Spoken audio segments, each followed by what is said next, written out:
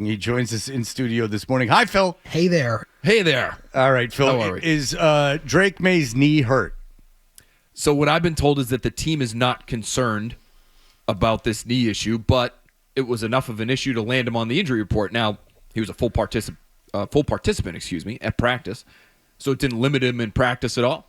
And again, I talked to a couple people in the organization last night, and they relayed that they were not concerned. But anytime the starting quarterback ends up on the injury report, it's worth looking into. And so it will be really interesting to go out to practice today, later this afternoon, see what's going on there. Is he wearing a brace? Is he moving around? Sometimes we'll actually get to see what kinds of plays they're working on that day in practice. Is he running any of the zone read stuff? Do they want him rolling out, which we see every day in warmups?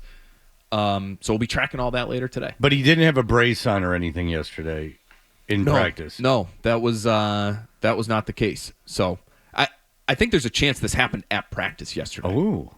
I think people assume because you just had a game, he was banged up, it happened in the game. I think there's a chance. I don't know that, but I think there's a chance that happens in practice. You know, a lot of times you'll see guys pop up.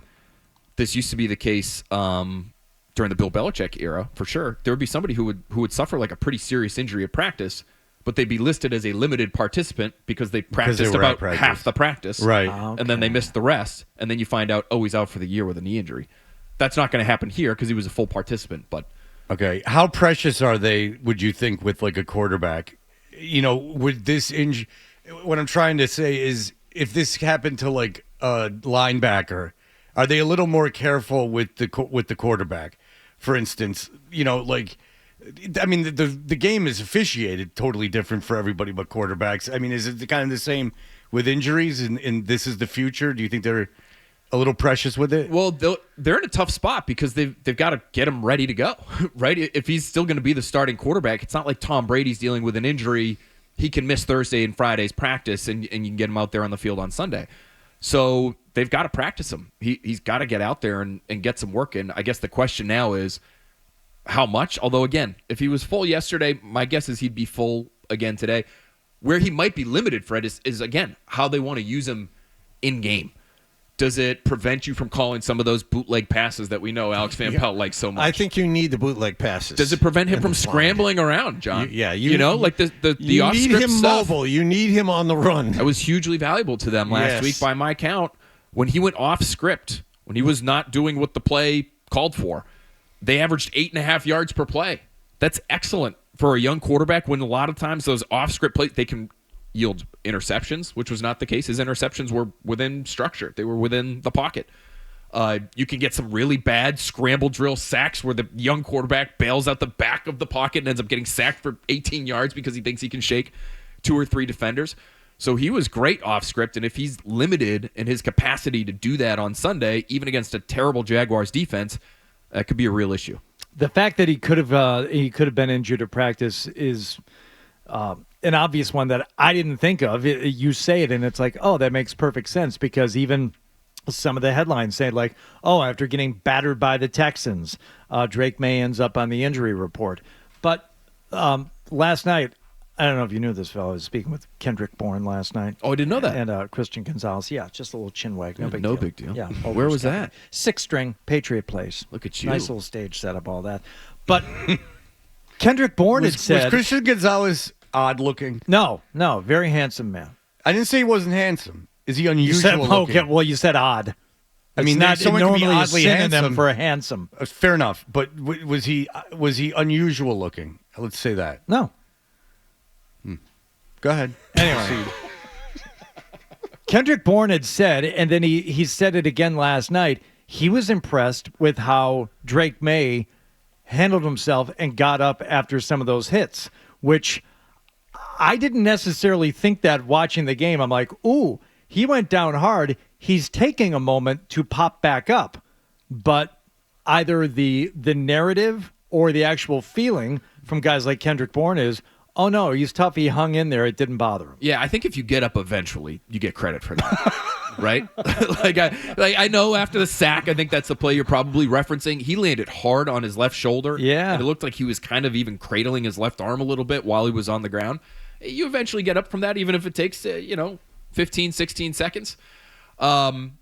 you're going to get credit for that in the huddle. So I thought that might have been the most important thing that he showed on Sunday, because we knew he was a good athlete. We knew he had a good arm. We knew he would be aggressive. He's sort of a quote-unquote big game hunter. He doesn't care. He'll throw it into tight coverage. He'll try to push it down the field. We sort of knew all those things. Nice to see it in a game against a good defense for sure.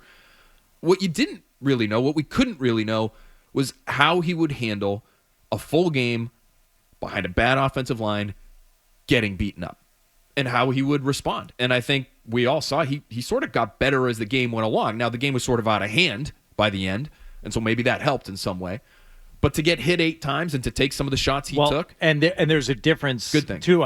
We've mentioned this before. Getting sacked when he was in for mop-up duty has a different feel to it based on the intensity of the hit than getting sacked early in a game when the issue is still in doubt. I mean, those guys are coming a little stronger and with a little more purpose than at the end of a game where it's like, we're going to take the kid down, but we're not going to kill him.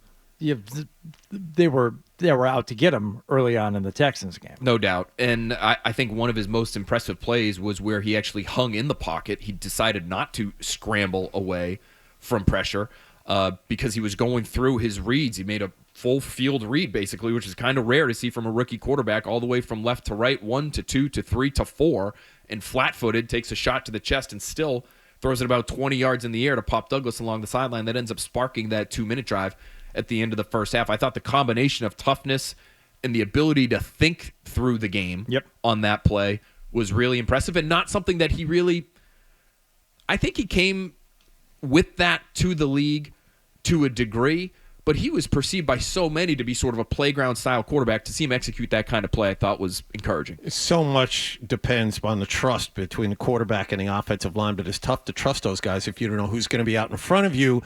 Mayo has had 6 different starting lineups in his first 6 games. He talked about moving Onwenu back to right tackle. Is it going to be 7 for 7 this weekend? I think it could be. Yeah, I mean, you're going to have Vidarian Lowe out. You're going to have a different center in there. Not different from the last time you had both Onwenu and Jacobs at tackle at different points. So, yeah, I think you could see Mike Onwenu at right tackle. I think you could see DeMontre Jacobs at left tackle. And you're still trying to figure this thing out right now. Sadly for them, because Vidarian Lowe has actually been pretty good. Whatever you think of Vidarian Lowe, and I get it, but he's been okay. One thing that I'd be interested to get your takes on is this. Because Gerard Mayo did talk yesterday about potentially benching guys, right? Making changes to the starting lineup because everybody needs a wake-up call. There's some easy ones there, like Raekwon McMillan hasn't been great as a middle linebacker. You could even look at Jalen Polk. He's sort of 4th on the list of receivers right now. You could kind of put him off to the side for a week. Last night on BST, Felger suggested benching Mike Onwenu. Mike Onwenu hasn't been very good, in my opinion. He really hasn't been himself. He hasn't been the same guy we saw last year. Just going to say, would anyone notice if they did bench him? Yeah, Really? but here's the extended him. Well, so they extended him. He's a big money guy, and that was sort of part of Felger's reasoning was that's making a statement. That's a wake-up call to the locker room. Hey, it doesn't matter who you are. Yeah. If you're not performing up to our standard, you're going to sit. The question is, would you be willing to do that for the sake of the message and then live with whatever you have left at right tackle? That to me is a little scary. I don't think he's been so bad that all of a sudden he looks like a practice squad guy. So what would you value more, the message or the guy's actual physical ability, which isn't great right now, but it's probably better than the next guy? It's a good question, and I would err when you do something like that. This is like a walk the plank moment, right? Like this is you either hit or miss, which isn't walking the plank. So I don't know why I said that, but this is like if you better be right. If you make this move and it's cosmetic and it doesn't hit right, then it's going to take a while to get back. If Mayo really has the locker room, it's still early in the season. I mean, I don't know. I don't know if I'd bench Onwenu, and I don't know if in benching Polk. I guess makes more sense because he's a rookie. But he also clapped back a little bit at Mayo yesterday in the locker room. Mayo was saying some of his problems were mental. You guys went and talked to Polk and said, "No, mental. I'm fine." Well, if he's clapping back, then I would definitely bench him. That stood out to me because you didn't see that under the previous regime. He went directly at what the head coach had said about him and said, "No, that's not true." So I think he said that to Mark Daniels of the Providence Journal, Mass Live. So I wasn't there. It wasn't like a group conversation with Jalen Polk, but Yeah, it does sound like he sort of pushed back on that. Well, And then it's I'd hard bench to know, him. like, how was the question posed? Gerard Mayo said you got a mental issue with the drops.